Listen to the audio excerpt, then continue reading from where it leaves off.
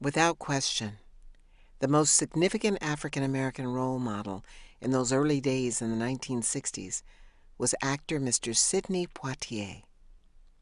Each Sunday, I walked over a mile to our downtown movie theater to sit in the plush State Theater. On the rare occasions when I saw him on the screen, I sat straight up in my seat, transfixed. I most remember him in movies like Lilies of the Field, To Sir with Love, and Guess Who's Coming to Dinner. It was not uncommon for tears to roll down my cheeks during dramatic moments in Mr. Poitier's films. I took in his every eloquent word as I sat in the dark, eating my shoestring potato chips, one by one. Mr. Poitier was handsome, proud, and he looked just like me. He made me feel proud to be black. Squinting my eyes on Sundays as I walked out of the movie theater in the sunlight, I always felt a little taller after seeing him on screen. Little did I know, I would eventually have the opportunity to meet Mr. Poitier in person. Initially, I had the pleasure of being in his company socially twice in Los Angeles, but could not muster up the courage to approach him. I could not form words to speak. However, I promised myself that if there ever came a third time, I would force myself to walk up to him. The third time came. In 1993, at the National Black Theater Festival, I spotted him in the crowded lobby of the official hotel in Winston-Salem, North Carolina. I probably would have passed up yet another opportunity to meet Mr. Poitier had I not made that promise to myself. When I finally got up enough nerve to approach Mr. Poitier, I began with something like, Mr. Poitier, I was in your company twice before. I could not bring myself to walk up to you then, but I promised myself that if a third time ever came, I would introduce myself.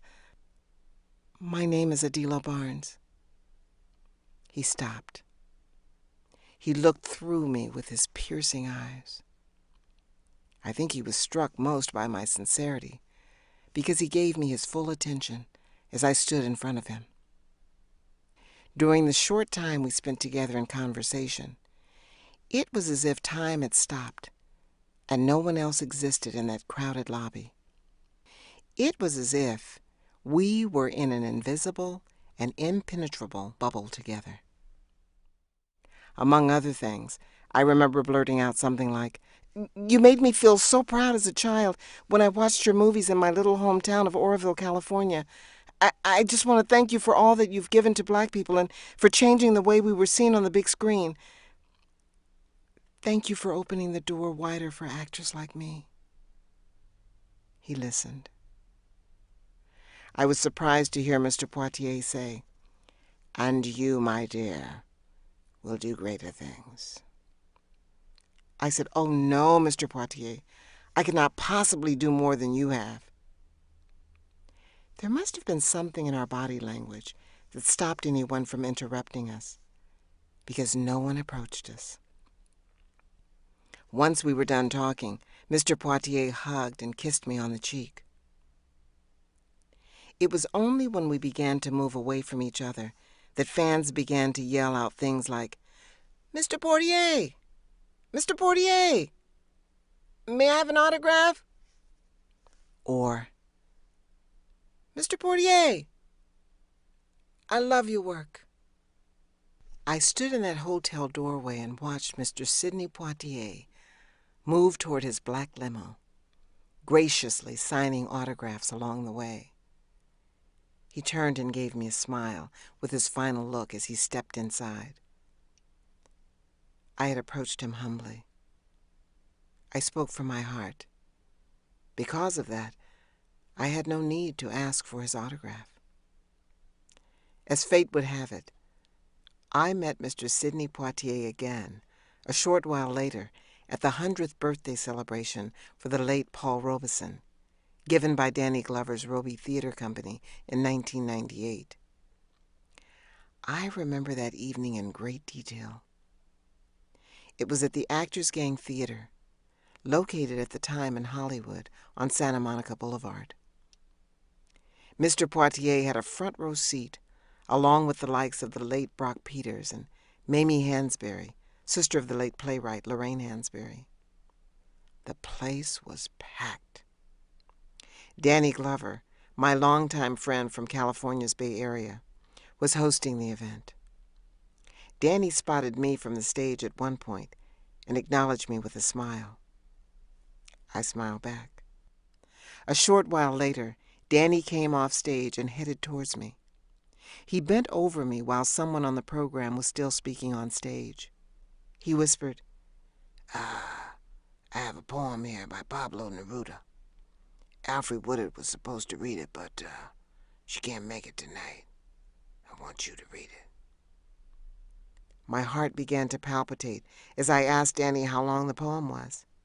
He simply said, 3 pages. I gasped. 3 pages?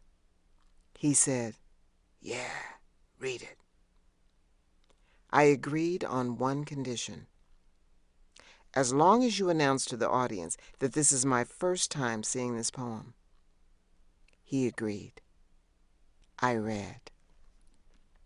That evening, I experienced one of my most fulfilling moments on stage. The icing on the cake was that I read in front of my childhood idol, Mr. Sidney Poitier. I again had his full attention. I almost melted in my seat as he complimented me on stage in front of over 200 people. He said something like, "I was asked to read that poem but declined. I could not have brought more justice to that poem than the young lady you just heard."